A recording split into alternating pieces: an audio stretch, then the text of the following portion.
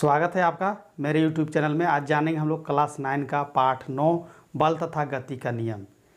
इसमें हम लोग जानेंगे कि गति का तृतीय नियम क्या है और तृतीय नियम पर आधारित कौन कौन सी घटनाएं होती हैं उनके एग्जाम्पल को जानेंगे और फिर जानेंगे हम लोग इसके लिए एक प्रयोग। तो आइए शुरू करते हैं। अब तक हमने जान लिया है कि न्यूटन के गति का प्रथम नियम और न्यूटन के गति का द्वितीय नियम। ये दोनों नियम से क्या होता है, बल का परिभाषा मिलता है और बल मापने की इकाई को हमने प्राप्त किया है। पिछले वीडियो में भी हमने इसे जाना है। तो आइए अब शुरू करते हैं। तीसरा नियम, गति का तृतीय नियम कहता है क्रिया प्रतिक्रिया सम और प्रतिकूल होती है। क्रिया प्रतिक्रिया सम और प्रतिकूल होती है का क्या मतलब है? इसका मतलब है कि जिस किसी वस्तु पर हम जितना एक तरफ से बल लगाते हैं वह दूसरी वस्तु ऑपोजिट साइड से उतना ही बल हमारे ऊपर आरोपित करती है। जैसे मान लिया जाए कि किसी गेंद को, क्रिकेट के गेंद को अगर दीवार पर अगर उसको चोट किया जाए तो क्या है, जितनी तेज़ी के साथ दीवार में हम लोग चोट करेंगे वह उतने ही तेज़ी के साथ रिटर्न आता है। ऐसा आप लोग सभी लोग किए होंगे, क्रिकेट सभी लोग खेलते होंगे, नहीं किए होंगे तो करके देखिएगा।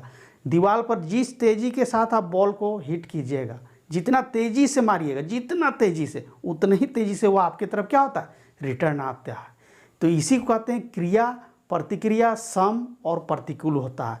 क्रिया मतलब काम, प्रतिक्रिया मतलब ऑपोजिट साइड से जो क्रिया की जा रही है, सम मतलब बराबर और प्रतिकूल मतलब क्या, एक दूसरे के विपरीत बल लगता है। यानी कोई भी एक बल एक तरफ से काम नहीं करता है। जब भी कोई बल काम करता है तो दो तरफा बल लगता है। जैसे हम लोग ज़मीन में टहलते हैं तो टहलते समय क्या आप लोगों ने ध्यान दिया है कि कौन सा बल लग रहा है? हम जितना बल लगा रहे हैं ज़मीन पर, क्या ज़मीन भी उतना ही बल लगा रही है? ये होता है क्योंकि इसको जब हम लोग कोई काम करते हैं तो समझने का प्रयास नहीं करते हैं, लेकिन विज्ञान में हर एक चीज़ को वैज्ञानिक दृष्टिकोण से तोला जाता है, परखा जाता है, मापा जाता है, तब इसकी व्याख्या होती है।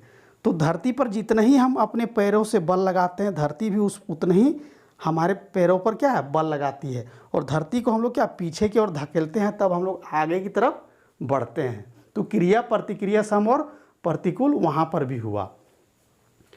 फिर है कि फुटबॉल के खेल में जब फुटबॉल पर किक करते हुए एक खिलाड़ी दूसरे खिलाड़ी से टकरा जाता है तो दोनों खिलाड़ी को चोट लगती है। जब फुटबॉल खेल होता है, फुटबॉल खेल चलते रहता है और आप देखते होंगे कि एक खिलाड़ी दूसरे के खिलाड़ी के साथ में क्या है, गुत्थम गुत्था होता है। यानी कि फुटबॉल को उससे लेने के लिए, छीनने के लिए क्या है, उसके साथ लड़ता है। तो उस दरमियान क्या है, हीट करता है। जब बॉल को जितने ही तेज़ी के साथ इधर से मारेगा उधर से भी उतनी ही तेज़ी के साथ यदि मारता है और दोनों खिलाड़ी टकरा जाए तो क्या होता है, चोट लग जाता है। ऐसा क्यों होता है? क्योंकि इधर से जितना ही बल लगा रहा है एक खिलाड़ी, उधर से भी दूसरा खिलाड़ी उतना ही बल लगाता है। इस दरमियान क्या होता है, खिलाड़ी को चोट लग जाती है। यहाँ पर क्रिया प्रतिक्रिया सम और प्रतिकूल होती है। तो अब न्यूटन के गति के तीसरे नियम के लिए एक प्रयोग हम लोग जानेंगे। इसमें क्या करेंगे कि तृतीय नियम के लिए एक प्रयोग। इसके लिए मान लिया कि दो दंड तुला है, ए और बी, दोनों को क्या किया गया है, आपस में इस प्रकार से जोड़ा गया है। और एक दंड तुला यानी ए को दीवार के साथ क्या फिक्स कर दिया गया है, यानी ये दीवार के साथ कांटे में फिक्स किया हुआ है। और दूसरे तुला को क्या, इसके साथ जो कड़ी है उसको फंसाया गया है और फिर इसको खींचा जाता है। तो खींचने पर पाता है कि उसमें पठन यानी कि जो रीडिंग आता है 10 न्यूटन का बल ए पर और 10 न्यूटन का बल बी पर दर्शाया जाता है। तो इससे पता चलता है कि क्रिया प्रतिक्रिया सम और प्रतिकूल होती है। तो इसको लिखेंगे कैसे? लिखेंगे कि तृतीय नियम के लिए एक प्रयोग। इसके लिए मान लिया कि दो दंड तुला ए तथा बी लिया।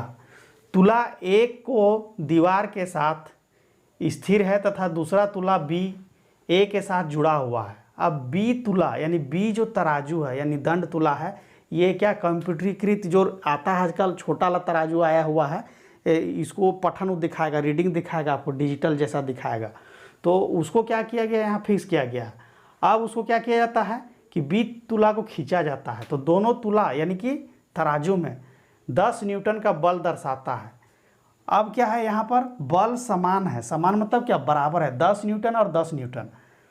मगर विपरीत दिशा में है। अतः यह कहा जा सकता है कि क्रिया प्रतिक्रिया सम और प्रतिकूल होती है। यही हम लोग को न्यूटन का तृतीय गति का नियम बतलाता है कि क्रिया प्रतिक्रिया सम और प्रतिकूल होती है। अब न्यूटन के तृतीय गति के नियम पर आधारित कुछ प्रश्नों को हम लोग जानेंगे। न्यूटन के गति के तीसरे नियम को हम लोगों ने जान लिया है। तो आइए, पहला प्रश्न है, बंदूक से गोली छूटने पर पीछे की तरफ बल महसूस होता है, क्यों? बंदूक से जब गोली चलती है तो वो क्या है, पीछे की तरफ झटका देता है। यह कौन महसूस करेगा? जो गोली चलाएगा। अगर आप नहीं चलाएं तो आपको महसूस नहीं होगा, लेकिन फिल्मों में देखने से पता चलता है कि गोली जब चलता है तो पीछे की तरफ झटका देता है, बैक साइड में। तो यहाँ होता क्या है कि बंदूक से जो गोली छूटती है वह कहाँ जाना चाहती है? आगे की तरफ। और वो जितना तेजी के साथ आगे की तरफ निकलती है उतना ही बल क्या है, विपरीत दिशा में लगाती है, यानी पीछे की तरफ लगाती है। तो तीसरा नियम क्या है? क्रिया प्रतिक्रिया सम और प्रतिकूल होती है। तो जब गोली आगे की तरफ जाती है तो उतना ही बराबर का बल वह पीछे की तरफ लगाती है, जिसके कारण हमें क्या, झटका महसूस होता है। फिर दूसरा है, नाविक के आगे की ओर कूदने पर नाव पीछे की तरफ गति करता है, क्यों? नाव में जब आप चढ़े होंगे तो आपको पता होगा कि नाव का जो रहता है उसका अगला भाग, जहाँ पहला पैर हम लोग देते हैं, तो जब हम लोग नाव से उतरने लगते हैं, तो जब हम लोग उतरेंगे तो क्या होगा, जैसे ही पैर हम लोग आगे दे देंगे, पैर जिस तरह से आगे देंगे और आगे जब हम लोग निकल जाएंगे तो क्या होगा, एक पैर पीछे तो रहेगा, तो पीछे का पैर क्या होता है कि जब झटका लगेगा नाव में तो वह थोड़ा सा पीछे हट जाता है। तो यहाँ पर भी न्यूटन के गति के तीसरे नियम से होगा कि जब नाविक आगे की ओर गति करता है तो अपने पिछले पैर से क्या है, नाव पर उतना ही विपरीत बल लगाता है। जितना आगे जाना चाहता है, अगर मान लेते हैं 20 न्यूटन का बल लगा रहा है, तो उतना ही 20 न्यूटन का बल क्या है, पीछे की तरफ लगा रहा है, जिसके कारण क्या है, नाव जो है कूदने पर नाव पीछे की तरफ गति करता है, यानी कुछ दूरी तक नाव क्या पीछे हो जाता है, बैक साइड हो जाता है। जब कैरम बोर्ड में स्ट्राइकर से हिट कर रिवाइंड करते हैं तब क्या होता है? जब कैरम बोर्ड खेले होंगे आप लोग और स्ट्राइकर से हिट करते हैं, रिवाइंड यानी कि उसको दीवार से जब टकरा करके वापस आता है तब क्या होता है? तो यहाँ पर भी न्यूटन के गति का तीसरा नियम प्रयोग होता है। जब स्ट्राइकर को हिट करते हैं तो वह भी क्या है, कैरम बोर्ड की दीवार से टकराता है और वापस उतनी ही तेजी के साथ आता है और गोटी से टकराता है। यहाँ पर भी न्यूटन के गति का तीसरा नियम लागू होता है, और जितना ही तेजी के साथ स्ट्राइकर को हम लोग हिट करते हैं वह दीवार से टकराने के बाद वापस उसी दिशा में आता है। तो इन तीनों प्रश्नों में हम लोगों ने देखा कि न्यूटन की गति का तीसरा नियम लागू होता है। और इससे जुड़े और भी वीडियोज हम लोगों ने YouTube पर लोड किया है, जिसका लिंक हमारे डिस्क्रिप्शन में रहता है, उसे आप टच करके और भी वीडियोज़ को देख सकते हैं। और बने रहें हमारे YouTube चैनल पर। Please like share and comment subscribe. Thank you.